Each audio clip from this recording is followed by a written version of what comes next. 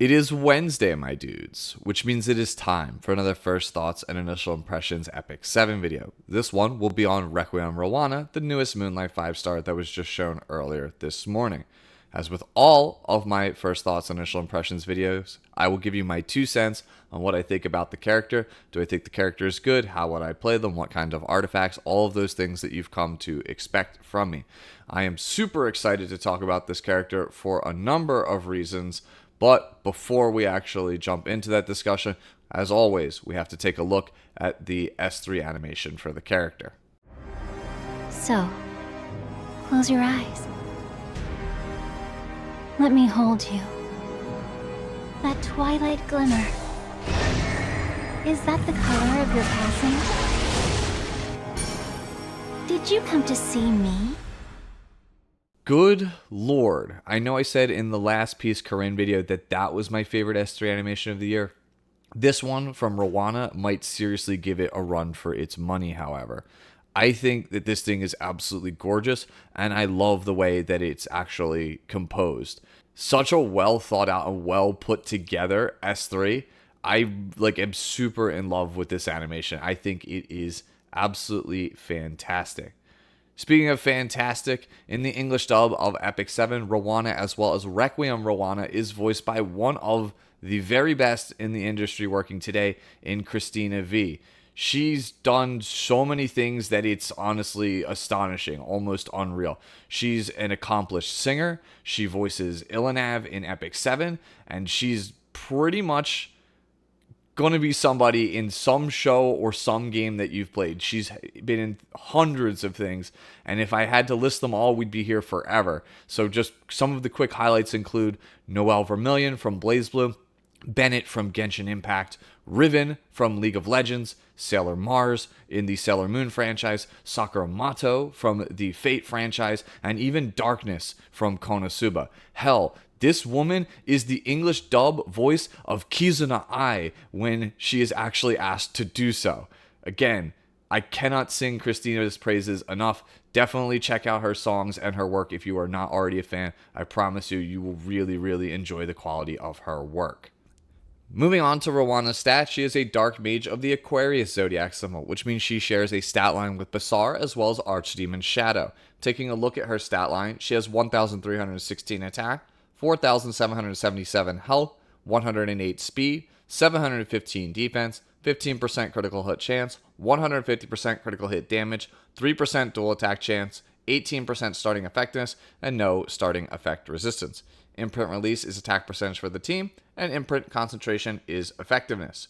Overall, Aquarius is one of the better stat lines for a mage in Epic 7. It has very high starting attack and the highest defense amongst all mages in Epic 7, and honestly 715 is pretty good. It's better than a lot of knights in this game, so very tanky stat line, and it has average speed. The only thing you could really fault this stat line on is actually the low base health, but all mages have low base health in Epic 7, so we can kind of give it a pass. Excellent stat line overall. Moving on to Roana's skills, let's start with her S2 passive, Boundless Obsession. Reduces the effect of combat readiness increases provided by speed by 50%. At the start of the foremost ally's turn, except for the caster, it increases combat readiness of Roana by 70 to 100%, depending on Malagora, can only be activated once per turn. So let's break this down because it's not super clear because the language that they chose to use for this first line is not exactly the greatest. Reduces the effect of combat readiness increases provided by speed by 50%. This can be taken one of two ways.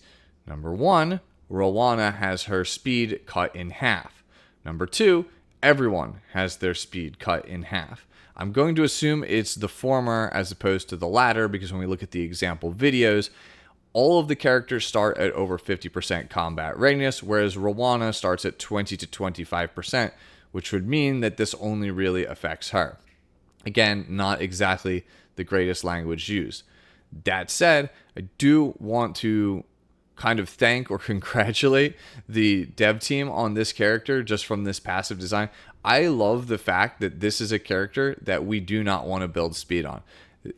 over the last several, years or so in Epic 7, it feels like we almost always get characters that really want to go fast. We never really get too many characters that want to play slow. And overall, just the game keeps getting faster. You almost never want to play characters that are in like the 160 or lower range anymore. There's very few reasons, if at all, and you need really insane gear to do so.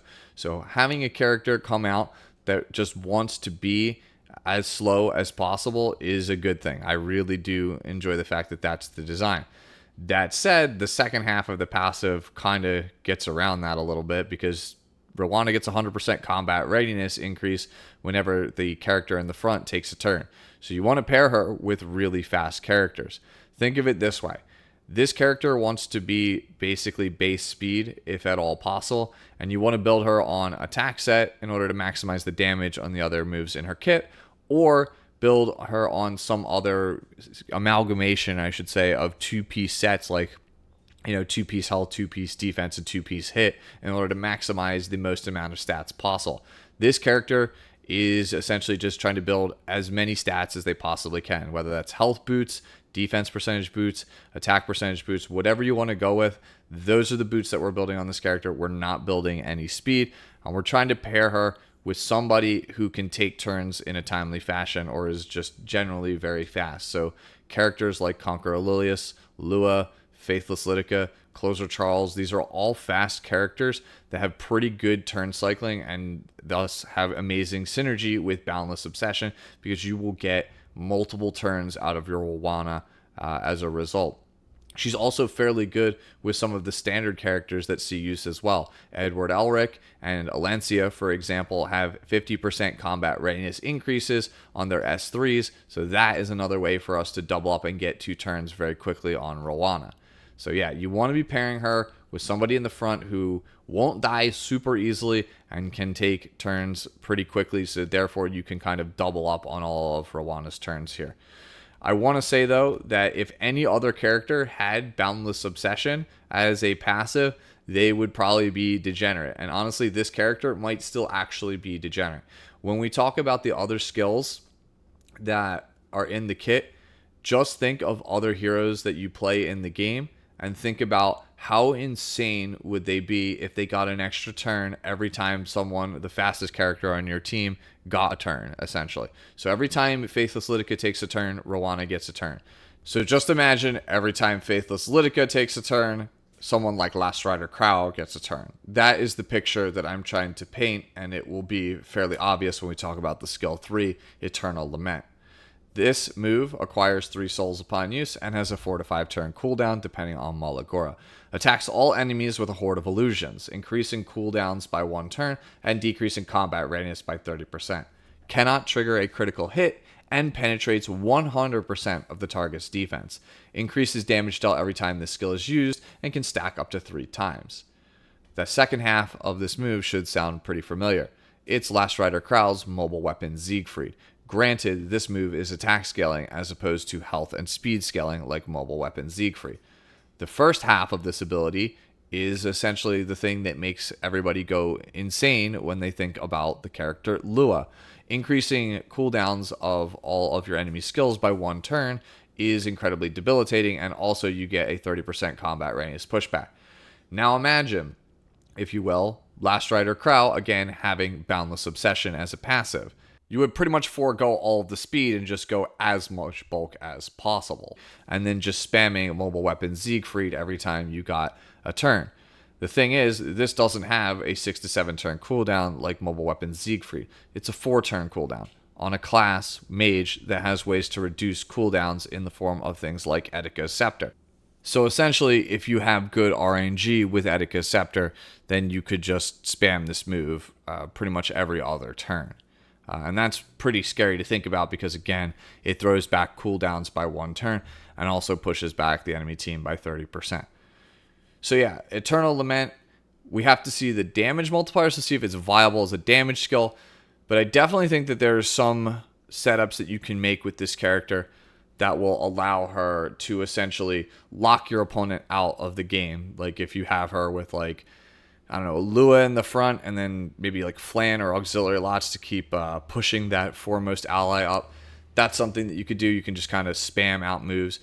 And even if that's not the case, like even if Etika is just kind of like a hopium or a copium build, the character is still a mage, so she could still hold book.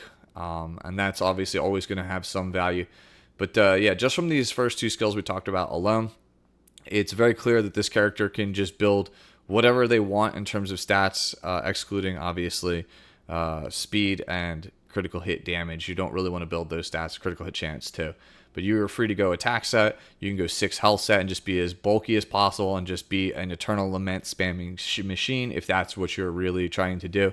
So yeah, that's paints a pretty good picture. Let's round it out by taking a look at the skill 1 here, which is Touch of Darkness, which is kind of funny because Touch of Chaos is the move from Archdemon Shadow, who she shares a stat line with.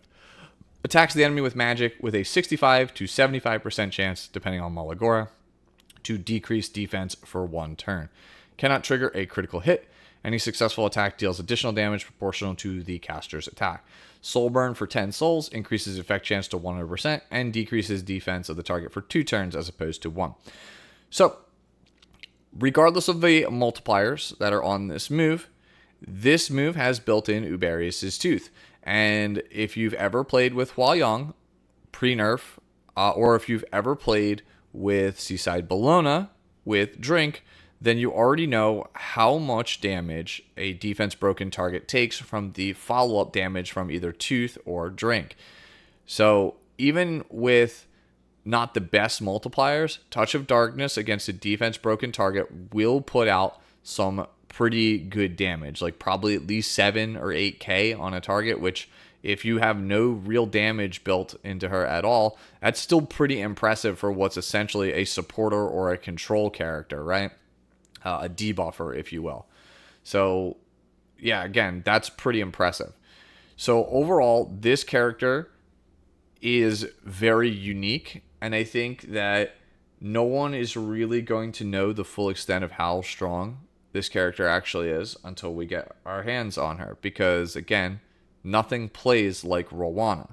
So in my head, I could have all these optimal scenarios and the character could just be a complete bust because just, too hard to set up, not enough damage, maybe inconsistent output, like you use Eternal Lament at the start and then the character just falls off and doesn't really get to do anything because most of the time the frontline character is dead, things like that. Those could all come to pass. But in the best case scenarios for Roana, I think that she ranks up there with some of the more oppressive and unfun characters to play against, like Angel of Light Angelica, or Solitaria of the Snow, or Pirate Captain Flan.